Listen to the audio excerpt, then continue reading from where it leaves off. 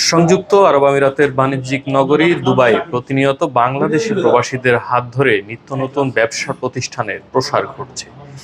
কর্মসংস্থানের সঙ্গে বৈধ রেমিটেন্সের নতুন নতুন প্রবাহ যুক্ত হচ্ছে অর্থনৈতিক এই প্রবাহে। আমরা সরাসরি তেমনই একজন ব্যবসায়ীর সঙ্গে কথা বলবো। তিনি দীর্ঘদিন ধরে সংযুক্ত আরব আমিরাতের দুবাই, আবুধাবি, আলাইন সহ বিভিন্ন স্থানে তার ব্যবসা পরিচালনা করেন, এই জুয়েলারি ব্যবসা।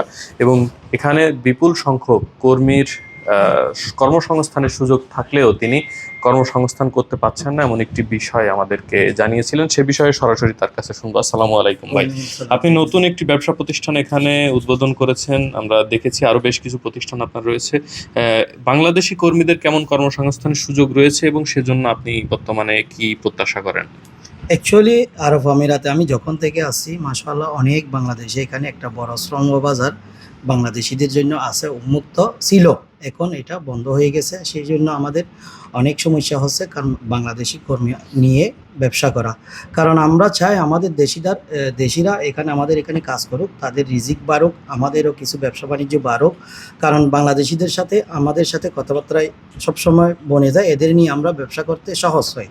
কিন্তু অন্য দেশে নিলে অনেকে আমাদের সাথে কথাবার্তা বনে না, হয়তো বা ওদের অনেক সমস্যা হয়ে যায়, আমাদের কাছে ওদের হয়ে যায়, আমাদের হয়ে যায়, কিছুই বানে না। সেজন্য আমাদের যদি বাংলাদেশিরা এখানে আমরা রাখতে পারি, বাংলাদেশিরা কাজ করতে পারে, সব কিছু সহজ হয়ে যাবে আমাদের জন্য। এবং বাংলাদেশিদের জন্য একটা বড় শ্রম বাজার এখানে উন্মুক্ত হবে। এটা সরকারের অতি দ্রুত এটা কোনো একটা পদক্ষেপ নেওয়া জরুরি আমি মনে করি। এই বর্তমান যে বাংলাদেশিরা এখানে কষ্টের মধ্যে আছে, আমি নিজের চোখে দেখছি। কান্না করে করে আমার কাছে অনেকে ভিডিও পাঠিয়েছে, ওরা দেশে গেছে, অটো রিজেক্টেড হয়ে গেছে, এখানে বেশি লাগাতে পারতেছে না, আমাকে হেল্প করো, এই করো সেই করো। অনেক আমি হেল্পও করেছি, যা আমার থেকে পারছি আমি হেল্প করেছি তাদেরকে, টাকা পয়সা দিয়ে হয়তো বা এখানে এখানে গিয়ে আমি এম্বাসিতেও দিয়ে একবার গিয়েছিলাম, কিন্তু এখানে আমাদের কথাগুলো কেউ শুনে না। এম্বাসিতে গেলে বলে এগুলো আমরা কাজ করতেছি এগুলোর জন্য, কিন্তু এখানে বাংলাদেশ থেকে কেউ আসতে হবে, উচ্চ লেভেল থেকে না আসলে এখানে কথা শুনবে না, আমাদের কথা তো এখানে শুনবে না। আমরা এখানে কর্মী, আমরা শ্রমিক, এখানে বাংলাদেশ থেকে কাউকে এখানে যদি পাঠায় উচ্চ লেভেল থেকে, তাহলে এটাই সমাধান করতে হবে। আমি এটাই চাই সরকারের কাছে, এখানে কেউ পাঠিয়ে আমাদের এটা যেন সহজ করে দেয়, অন্তত ভিসা ট্রান্সফারটা কোলাতে পারে।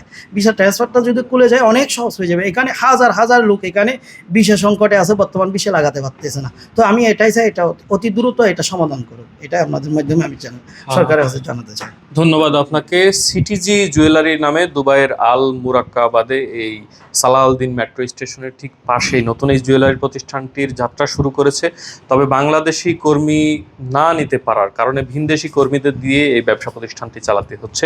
এই ব্যবসা প্রতিষ্ঠানের আরও একজন অংশীদার বা পার্টনার রয়েছেন, আমরা তার সঙ্গে কথা বলবো। যেমনটি বলছিলেন যে আপনাদের কর্মী সংকট রয়েছে, বাংলাদেশি কর্মী হলে আপনাদের আরও ভালো হয় বাংলাদেশি প্রতিষ্ঠানের জন্য। এই বিষয়ে আপনি আর কি বলতে চান?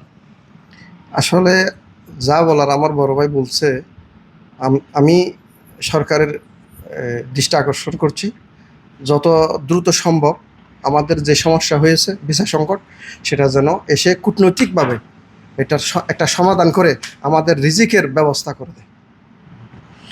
ধন্যবাদ আপনাকেও। আরও যেটি শুনছিলাম ভিসা সমস্যার কথা, এছাড়াও বাংলাদেশে একটি প্রতিষ্ঠান হিসাবে এখানে অনেক সুযোগ সুবিধা রয়েছে, সেই সমস্ত সুযোগ সুবিধা নিয়েও আমরা কিছু কথা শুনতে চাই। আরও একজন পার্টনার এখানে রয়েছেন সিটিজি জুয়েলারি এবং এই বিডি জুয়েলারি গ্রুপের। আমরা জানতে চাই যে আপনাদের এই জুয়েলারি প্রতিষ্ঠানটিতে কি কি সুযোগ সুবিধা রয়েছে এবং বাংলাদেশি কাস্টমার বা ক্রেতা যদি আসে তাদের জন্য কি কি সুযোগ সুবিধা রেখেছেন আপনারা? আসসালামু আলাইকুম রহমতুল্লাহ বরকাতু। প্রথমত বাংলাদেশিদের জন্য এখানে নানান রকমের সুবিধা আছে, ইনস্টলমেন্টের সুবিধা আছে, তামারা অ্যান্ড তাবির সুবিধা আছে।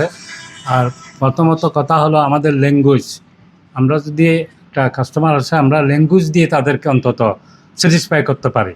তো আমি আশা করবো যত বাঙালি ভাই বোন এখানে আবুধাবিতে, দুবাইতে, আলাইনে আছে, তারা অন্তত আমাদের বাংলাদেশি প্রতিষ্ঠানে আসবেন, এটা আমার ইয়ে। আর বিষয় সংক্রান্ত এটা তো আমাদের সিনিয়র পার্টনার বলছে মামুন ভাই, এখন বিষয় সংক্রান্ত এটা তো এবার নন, সবাই জানে বিষয় সংক্রান্ত। বিশেষ করে বাংলাদেশ গভর্নমেন্টের প্রধানমন্ত্রীকে আমরা আহ্বান জানাই এখানে আসার জন্য, উনি আসলে হয়তো কিছুটা হবে বলে আমরা আশা করি। আর আমাদের এমবেসি কী করতেছে, we don't know nothing about that. তারপরেও কথা হচ্ছে চেষ্টা তো করতে হবে, চেষ্টা করে আমরা ট্রান্সফার বন্ধ, নর্মাল ভিসা বন্ধ, হাই প্রফেশন বন্ধ, অটো ক্যান্সেল হচ্ছে, এমনি রিজেকশন হচ্ছে। তো আমাদের 12 লক্ষ বাঙালি যাবে কোথায়, কার কাছে যাবে, কার কাছে গিয়ে ধর্ণা দেবে?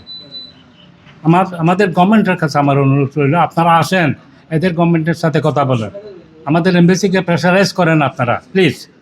এটা আমাদের আমাদের ওনার অ্যাসোসিয়েশনের পক্ষ থেকে, নিউবিডি গ্রুপের পক্ষ থেকে এবং সিটিজি পক্ষ থেকে এটা আমার অনুরোধ রইল। আমি একজন বয়স্ক লোক, আমার এই দেশে 48 বছর হয়ে গেছে, এই দেশে ইউনাইটেড আরব আমিরাতে। তো আমি অনেক কিছু দেখছি, তবে আমাদের গভর্নমেন্টের কাছে প্রশ্ন হচ্ছে আপনারা আসেন, ধর্ণা দেন অন্যান্য গভর্নমেন্টের। আমাদের 12 লক্ষ লোক যাবে কোথায়? 12 লক্ষ লোকে কয় লক্ষ পরিবেশ চলতেছে, হ্যাঁ, কয় লক্ষ পরিবেশ চলতেছে 12 লক্ষ লোকের দ্বারা? কত রেমিটেন্স যাচ্ছে ডেলি, মাসে, ইয়ারে? তো এগুলো তো চিন্তা করে, রেমিটেন্স যুদ্ধ আমরা, তো রেমিটেন্স যুদ্ধদের জন্য করতে হবে কিছু। জি অবশ্যই, এটাই আমার অনুরোধ রইল। জি আমিও আপনার এই কথার সঙ্গে একমত, এবং দ্রুতই সরকার কূটনৈতিক প্রচেষ্টার মাধ্যমে বা লবিস্ট নিয়োগের মাধ্যমে সংযুক্ত আরব আমিরাতের সঙ্গে আলোচনার মাধ্যমে এই ধরনের বৈধ বাংলাদেশি প্রতিষ্ঠান যেগুলো রয়েছে, যেগুলোর প্রকৃতই আসলে কর্মী প্রয়োজন যেখানে, এগুলো যদি বিবেচনা করে দ্রুতই এই কর্মী সংকট দূর করা যায়, তবে কর্মসংস্থানের দুয়ারটি যেমন আরো বড় হবে এবং বিশ্বের দ্বিতীয় বৃহত্তম শ্রমবাজার খ্যাত সংযুক্ত আরব আমিরাত, এই শ্রমবাজারটি এবং এই রেমিটেন্সের এই হাবটি আরো সমৃদ্ধ হবে বলে প্রত্যাশা করি আমরাও।